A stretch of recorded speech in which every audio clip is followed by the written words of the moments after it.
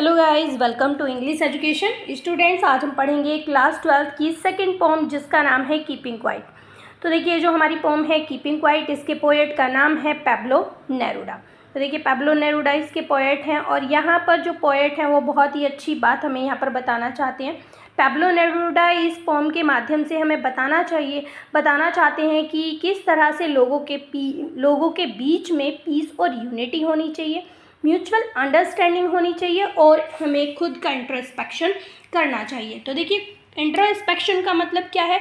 खुद के बारे में सोचना, अपने बारे में ही सोचना कि जो हम काम कर रहे हैं वो सही है या फिर गलत है। तो चलिए स्टार्ट करते हैं। यहाँ पर पोएट के बारे में इतना ही इनफ होता है कि हमें पता होना चाहिए कि हमारे पोएट का नाम क्या है। तो हमारे पोएट का नाम है Pablo Neruda.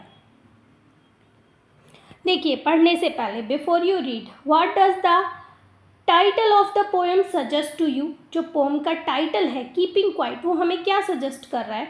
What do you think the poem is about? आप क्या समझते हैं कि पोएम जो है किस बारे में है? तो देखिए, यहाँ पर जो पैब्लो नेरूदा हैं वो कीपिंग क्वाइट हमें चुप रहने के लिए कहते हैं और इंट्रोस्पेक्शन करने के लिए कहते हैं, अपने खुद के बारे में सोचने के लिए कहते हैं। कुछ देर के लिए जो हम काम कर रहे हैं उसमें इनएक्टिव होने के लिए वो कहते हैं। तो चलिए स्टार्ट करते हैं, जानते हैं। वो हमें ये भी कहना चाहते हैं, जो पोएट है, कि हम हमेशा सिंगल माइंडेड होकर काम करते हैं, अपने एक लक्ष्य की तरफ चलते हैं, हम इधर उधर कुछ नहीं सोचते। हालांकि ये चीज़ सही है, लेकिन हमें अपना जीवन भी जीना चाहिए। पोएट चाहते हैं कि हमें अपने जीवन को जीना चाहिए और हमें चाहिए कि हम दूसरों के बारे में सोचें, अपने बारे में सोचें। और वो चाहते हैं कि हम अपने आप को समझें, ठीक है। और वो चाहते हैं जो जीवन हम जीना भूल गए हैं उसे हम जिएं और म्यूचुअल अंडरस्टैंडिंग के साथ जिएं, पीस और यूनिटी के साथ जिएं। तो चलिए स्टार्ट करते हैं, देखते हैं क्या कहना चाहते हैं Pablo Neruda. Now we will count to 12। तो देखिए, वो हमें 12 तक गिनने के लिए कहते हैं। And we will all keep still, हम 12 तक गिनेंगे, हम सभी शांत रहेंगे। तो देखिए, 12 तक गिनने के लिए वो यहाँ पर कोई गिनती गिनने के लिए हमें नहीं बोल रहे हैं, बल्कि वो चाहते हैं कि हम कुछ देर के लिए इंट्रोस्पेक्शन करें। आगे बढ़ते हैं, पोम में देखते हैं। For once on the face of the earth let us not speak in any language. तो देखिए, यहाँ पर लैंग्वेज वर्ड यूज़ किया गया है। वो कह रहे हैं कि अर्थ पहली बार ये चीज़ फेस करेगी कि कोई भी लैंग्वेज अर्थ पर नहीं बोली जा रही है। Let's stop for 1 second and not move our arm so much. कहते हैं कि चलो एक सेकेंड के लिए, कुछ सेकेंड्स के लिए हम रुकते हैं, जहाँ पर हम अपने हाथों को नहीं चलाएंगे। यहाँ पर आर्म का मतलब हाथ भी हो सकता है, यहाँ पर आर्म का मतलब जिन चीज़ों से हम काम करते हैं वो भी हो सकता है। लाइक ए टीचर किससे, पेन से, इन सब चीज़ों से काम करते हैं। सोल्जर्स होते हैं, वो अपने आर्म से काम करते हैं। तो वो कहते हैं कि कुछ देर के लिए हम अपने आर्म्स को स्टॉप करते हैं, रोकते हैं, हम कुछ भी नहीं करेंगे। आगे देखिए, वो क्या कहना चाहते हैं। It would be an exotic movement. Exotic मतलब रेयर, अनफैमिलियर। तो ये जो मूवमेंट होगा ये हमने आज से पहले कभी फेस नहीं किया होगा। विदाउट रश, कोई हड़बड़ी नहीं होगी। विदाउट इंजन, कोई मशीन काम नहीं कर रही होगी। We would all be together in a sudden strangeness, और हम सभी एक साथ होंगे। काफ़ी अजीब सा होगा, अचानक से बहुत अजीब लगेगा, लेकिन हम सब साथ होंगे। तो देखिए, इन दोनों स्टैंजा में पोएट क्या कहना चाहते हैं वो हम समझ लेते हैं। देखिए, सबसे पहले वो कहते हैं now we will count to 12। हम 12 तक गिनेंगे, हम सभी स्टिल रहेंगे, शांत रहेंगे। For once on the face of the earth let's not speak in any language. Let's stop for 1 second and not move our arms so much. वो कहते हैं कि अर्थ इस चीज़ को पहली बार फेस करेगी कि उस पर कोई लैंग्वेज नहीं बोली जा रही है, और एक सेकेंड के लिए हम ऐसा करते हैं, चलो रुकते हैं, और हम अपने हाथ को मूव्स नहीं करेंगे, अपने आर्म्स को नहीं चलाएंगे। It would be an exotic movement. वो कहते हैं कि ये जो मूवमेंट होगा ये बिल्कुल रेयर होगा, अनफैमिलियर होगा, कोई हड़बड़ी नहीं होगी, कोई इंजन काम नहीं कर रहा होगा, और अचानक से स्ट्रेंजनेस सी हो जाएगी और हम सभी साथ होंगे। Fishermen in cold sea would not harm whales, and the man gathering salt would look at his hurt hand.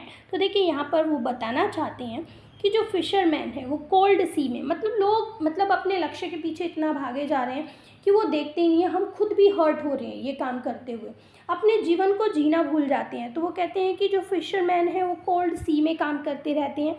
तो देखिए जो व्हेल होंगी उन्हें भी थोड़ी देर के ऐसे लिए छुटकारा मिलेगा कि कोई उन्हें हार्म नहीं कर रहा है। आगे वो कहते हैं वो लोग जो शॉल्ट को गैदर करते हैं वो अपने हाथों को देखेंगे कि किस तरह से उनके हाथ जो है काम करते करते जख्मी हो गए हैं।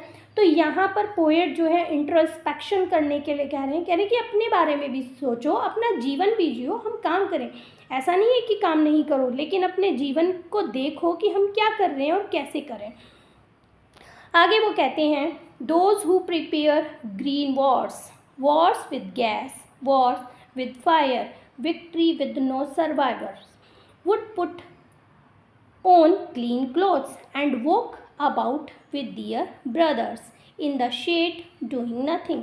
तो देखिए आगे वो कहते हैं कि इस दुनिया में जो वॉर लड़े जा रहे हैं, ग्रीन वॉर कह रहे हैं, वो जो एनवायरनमेंट में वॉर चल रहा है हमारे, ठीक है, हम एनवायरनमेंट को कैसे पॉल्यूट कर रहे हैं, ये भी तो एक वॉर ही है, ठीक है। दूसरी तरह से एक दूसरे पर हम ग्रीन वॉर कर रहे हैं, वो भी गलत है। तो वो कह रहे हैं कि जो हम गैस के साथ वॉर कर रहे हैं, फायर के साथ वॉर कर रहे हैं, ग्रीन वॉर कर रहे हैं, ऐसा नहीं है कि जो इस वॉर को कर रहा है उसे विक्ट्री मिल जाती है, हो सकता है उसे विक्ट्री मिल जाए, लेकिन वो भी जीवित नहीं रहेगा, वो भी सर्वाइवर नहीं होगा। ऐसे वॉर में सपोज़ हमारा एनवायरनमेंट ख़राब हो रहा है, बीमारियां फैल रही हैं, तो ऐसे में क्या जो वॉर को फैला रहा है, जो वॉर कर रहा है, वो जीवित रह पाएगा? नहीं, क्योंकि इन्वायरमेंट में तो उसे भी रहना है ना। तो ये सारी चीज़ें उसे भी अफेक्ट करेंगी। Would put on clean cloth, तो वो जो वॉर लड़ने वाले हैं वो भी आज साफ़ कपड़े पहनेंगे। साफ़ कपड़े से मतलब है सब बिल्कुल शांत रहेंगे, स्टिल रहेंगे, वो भी साफ़ कपड़े पहनेंगे और अपने भाइयों के साथ चलेंगे। In the shade nothing doing nothing, और वो कुछ नहीं कर रहे होंगे। तो देखिए यहाँ पर पोएट जो है पूरी तरह से अपने बारे में सोचने के लिए कह रहे हैं कि हम क्या कर रहे हैं, हम उस पर ध्यान दें। What I want should be confused with total inactivity. Life is what it is about. तो देखिए यहाँ पर पोएट हमें एक चीज़ और बताना चाहते हैं, हमसे सीधे सीधे बात कर रहे हैं। वो कह रहे हैं कि what I want should not be confused, जो मैं कह रहा हूँ उसमें confuse मत हो, confuse होने वाली बात नहीं है।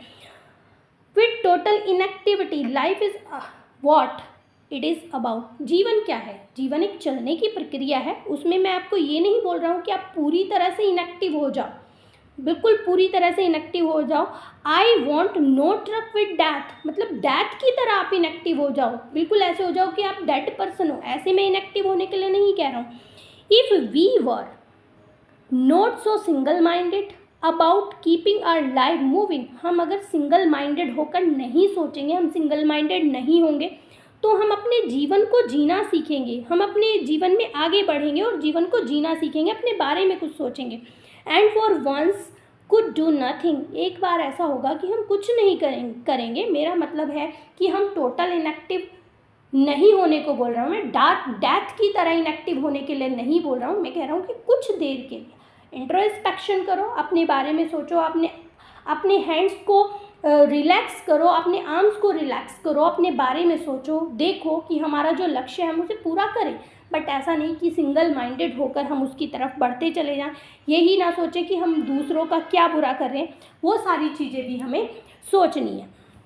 आगे देखिए, perhaps a huge silence might interrupt this sadness. तो देखिए लोगों के बीच जो सैडनेस फैली हुई है ना, मतलब काम कर रहे हैं, सब कुछ गेट कर रहे हैं, सब कुछ गेन कर रहे हैं, फिर भी उदास है, तो ये जो उदासी है ना, शायद एक ह्यूज साइलेंस से उस सैडनेस में इंटरप्ट होगा, बिल्कुल दखलंदाजी होगी, वो सैडनेस है कहीं ना कहीं थोड़ी देर के लिए ख़त्म होगी। Of never understanding our self and of threatening our self with death. तो देखिए हम हमेशा क्या करते हैं, हम अपने बारे में नहीं सोचते हैं, ना ही हम समझते हैं, ठीक है, हम अपने आप को डेथ से डराते रहते हैं, ठीक है, कि हमें मरने से पहले ये करना है, ये करना है, ये करना है। हम अपने आप को डराते रहते हैं, अपने बारे में सोचते ही नहीं हैं, बस हम अपने लक्ष्य के पीछे दौड़ते रहते हैं, दौड़ते रहते हैं, अपने जीवन को जीना हम भूल जाते हैं। Perhaps the earth can teach us as when everything seems dead. And later proves to be alive. अब यहाँ पर बहुत अच्छा एग्जाम्पल जो है पोएट हमें देना चाहते हैं, बताते हैं कि शायद जो अर्थ है ना वो हमें सिखा सकती है, ये सारी चीज़ें हमें सिखा सकती है। जैसे कि अर्थ पे कई बार ऐसा मौसम होता है, पतझड़ में सारे पत्ते गिर जाते हैं, पेड़ एकदम सूख जाते हैं, तो हमें क्या लगता है कि अर्थ पे कुछ नहीं है, सब कुछ डेड है।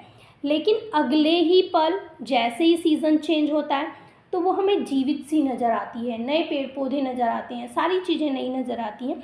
तो इसी तरह शायद ये सारी चीज़ें हम अर्थ से सीख सकते हैं। Now I will count up to 12 and you keep quiet and I will go. तो देखिए फिर से पोएट कहते हैं कि मैं 12 तक गिनूंगा और आप सभी क्या करेंगे, आप सभी एकदम से शांत हो जाएंगे, इंट्रोस्पेक्ट करेंगे, अपने बारे में सोचेंगे। तो देखिए इस पोम के माध्यम से इस जो पोएट हैं पाब्लो नेरूडा हैं वो हमें बताना चाहते हैं कि हमें पीस और यूनिटी से रहना चाहिए, म्यूचुअल अंडरस्टैंडिंग हमारे बीच होनी चाहिए और हमें इंट्रोस्पेक्शन करना चाहिए कि हम गलत कर रहे हैं, सही कर रहे हैं, जो कर रहे हैं क्या वो सही है।